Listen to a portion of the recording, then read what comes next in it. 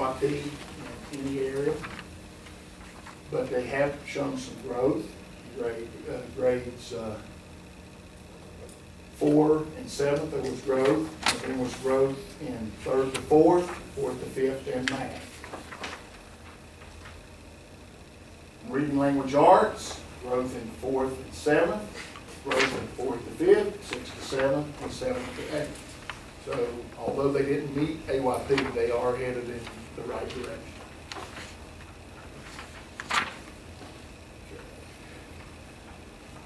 And this is their reading and writing. You can see writing is an emphasis there also.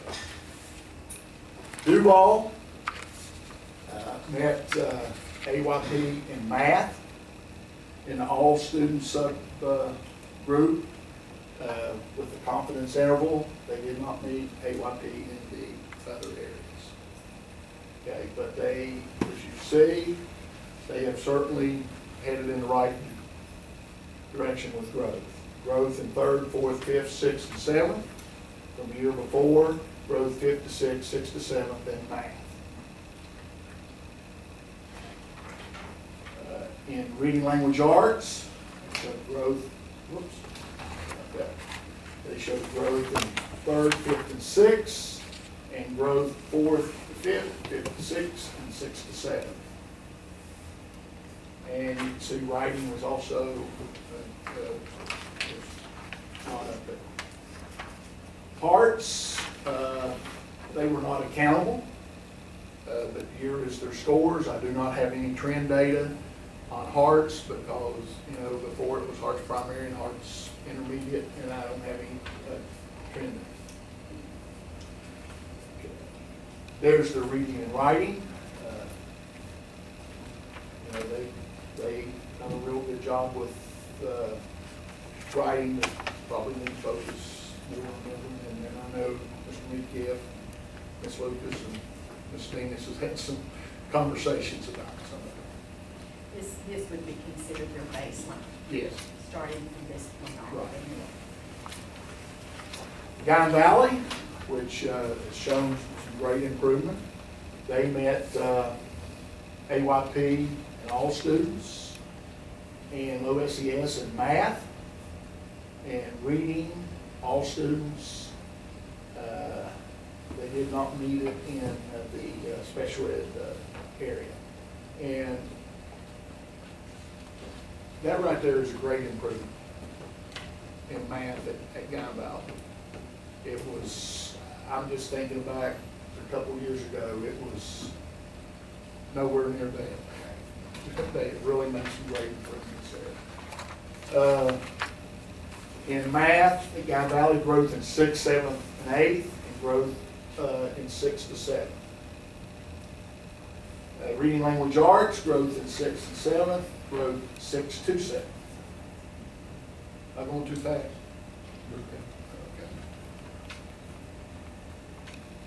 Okay. And here's the reading language arts with the reading and writing. They have a strong writing program also. Lincoln County High School did not meet AYP. Here is the growth. Earlier I showed you the county growth up through 8th grade. Here is the growth of 8th, 9th, 10th. I included 8th grade in that. That way you can see if the 8th graders grew when they went into 9th grade. There was growth in 9th and 11th in math, and in math 9th to 10th and 10th to 11th. In RLA, there was growth in the 9th grade.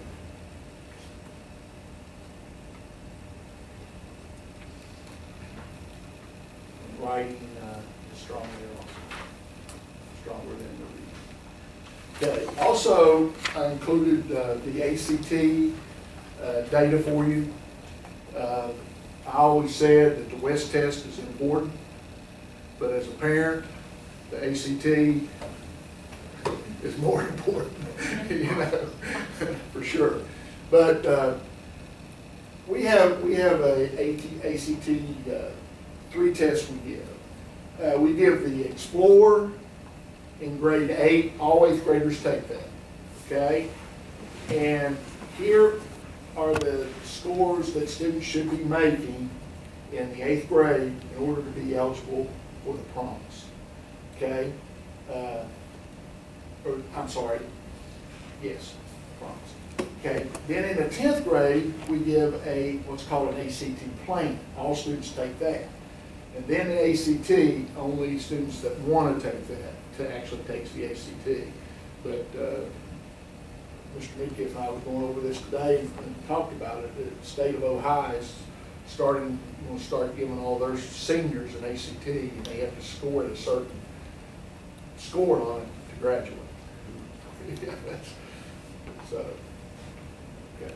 Okay, on the Explorer, let me explain. On the Explorer, you can only score up to 25. Okay, and these are composite. A composite is a total score of your math, your reading, your science, and English.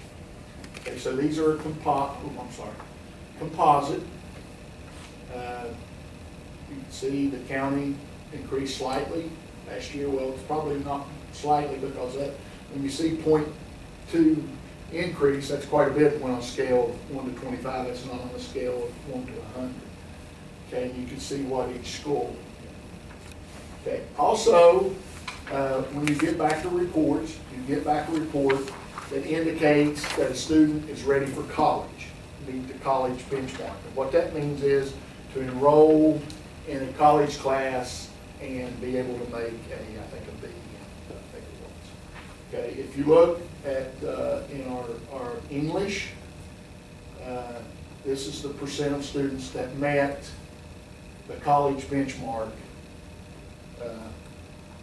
readiness for English. Okay, in math, these are the students that met in that. But you can see an increase. 14.0, we're going up. And I think that goes back that we're doing a lot better job using data.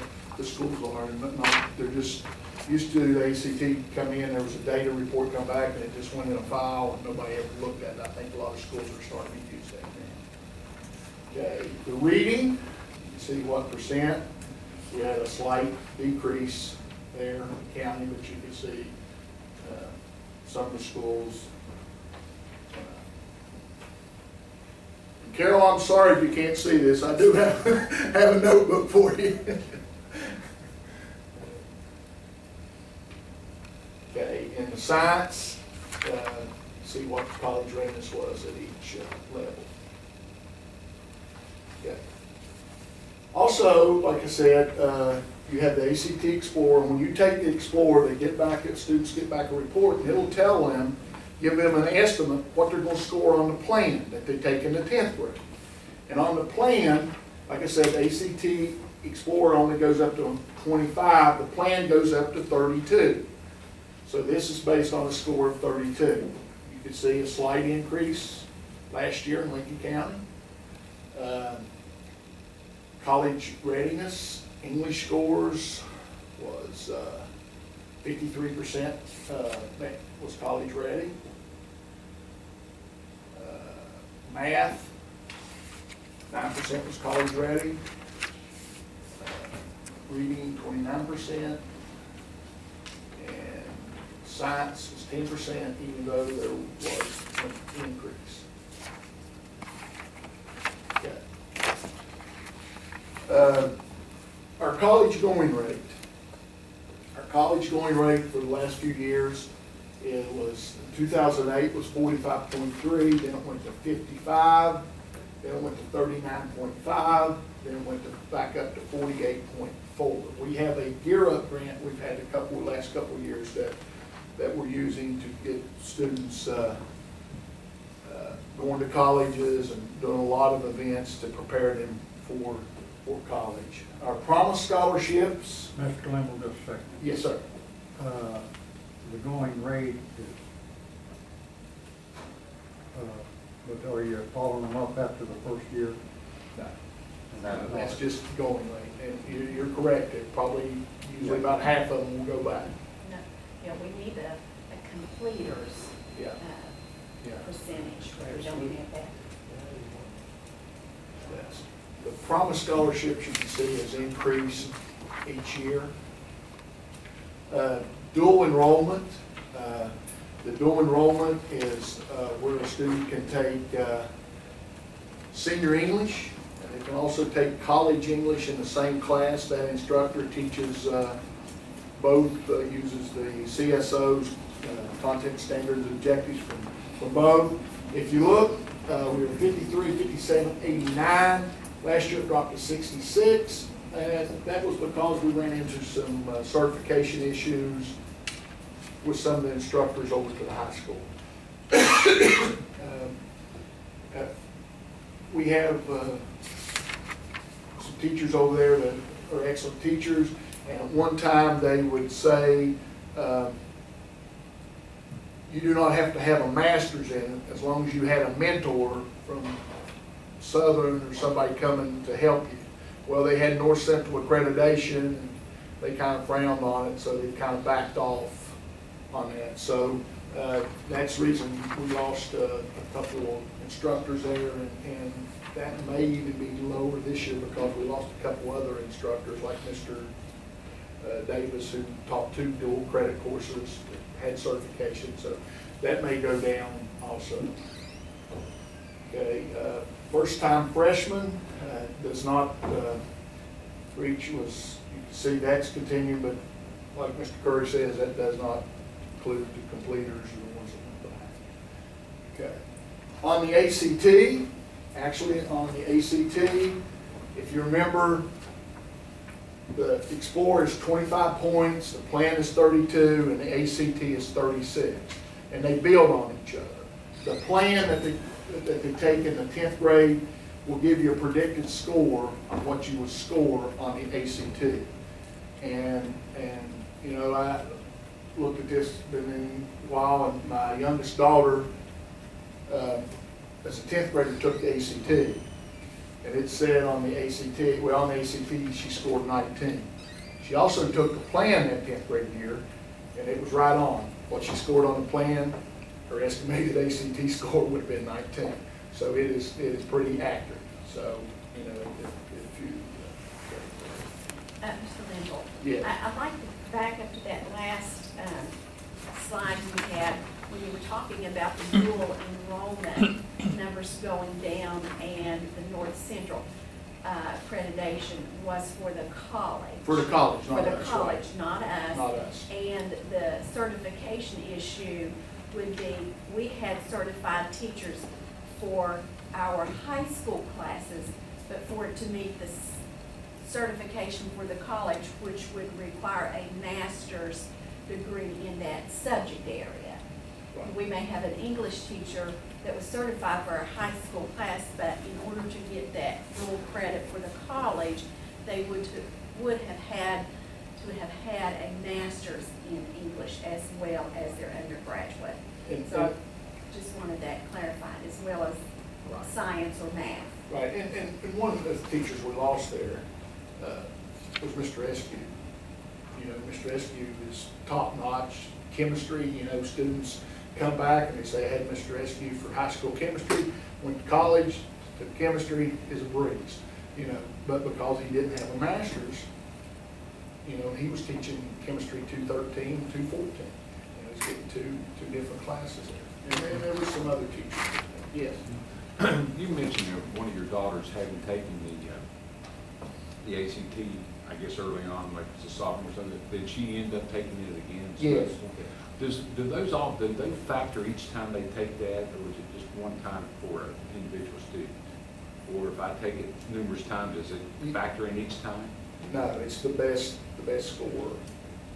Yeah. Now, years ago, one of the things they did do, like to qualify for the Promise Scholarship, you had, with Promise, you have to score, I think, a 21 overall composite, and then I think it's a 19 or a 20 in the subgroups now. It's 22 and 20. 22 and 20, 22 and 20. Okay, but what they was doing at first, students would take the test and they would cram for the math. They'd go take the ACT and they'd get a 23 in the math, but then they get a 14 in English. When the Promise first come about, then that 22 stayed. Then they go back and take it again, and they cram for the English again. But then the promise, and the promise reason they keep raising it is because of money. That's why, because more people apply are getting the promise. But I like the promise. I think it's good for our students. I think in the state, the number of promise scholarships have decreased. Yeah. I read that recently. The Yeah. standards keeps going up. The number of students losing the promise scholarships. After the first year. Yeah. And another, some schools, what happens too is that student will take that ACT and they'll qualify for the promise their junior year. But there's also a GPA involved in it. So some schools, they won't take the AP courses or the higher ranked courses because they're afraid it will affect their GPA and knock them out of the promise. So that happens in some That's cases. a good example. I was all for doing the weighted grades for the scholar, because it was hurting them. Yeah. So, it's, but we had a slight increase, last couple of years on the ACT. And part of that is, we talked about the Gear Up, there's tutors hired, the tutors kids for each of the ACT assessments. And there's a gentleman from Kanawha County, and his name's Jim Shearer. I don't know if any of you know him. He probably knew ACT inside and out better than anybody, and he comes and works with the kids out of that, with that Gear Up also. Okay, but if you look at our English scores, went up. Last year, 55% of our students met the benchmark. In reading, a little slight drop, but 38% met the benchmark. Math, even though we increased our scores, 13% of our students met the benchmark in math. That is probably the number one area that knocks students out of promise scholarships. Is the math.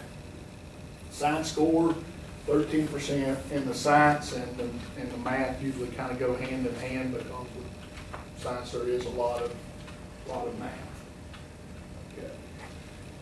Our developmental course rate for us older people, that's called bonehead courses. And one thing about bonehead or developmental courses is that does not count towards your degree. It's a class you pay for, and it does not count. But you can see the last couple of years in English, 2010, our students enrolled 23% was in developmental English, 35% in 2011. In math, 50%, 50.70, 50% in math. And then any developmental is putting those together, and also if you have a science, like you had to meet a certain score there, other courses that require the ACT. Okay, and the last one is questions, but we'll just say, in God we trust, everyone else bring data. Okay. Very good. Thank you. Does anybody have any questions of Mr. Winkel? I have a question. Mr. McCallum? Is someone analyzing this data and, like, say, 9th grade grew, 10th never, 11th did, or are we looking at Following the trend data? Yes. And where if one school is growing and another school is not, Yes. are we looking to find out why? That was one of the things that we're doing with the PLCs that you approved for Wednesday mornings. A lot of that is dedicated toward looking at data.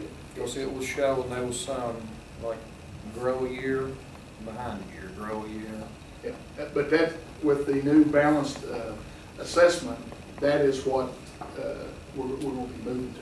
Is going to be moving toward growth, which I think is a direction we need to move. But I think because you can have been in this for a while. You can have one group of students at a school, the teacher's been there the longest, going to get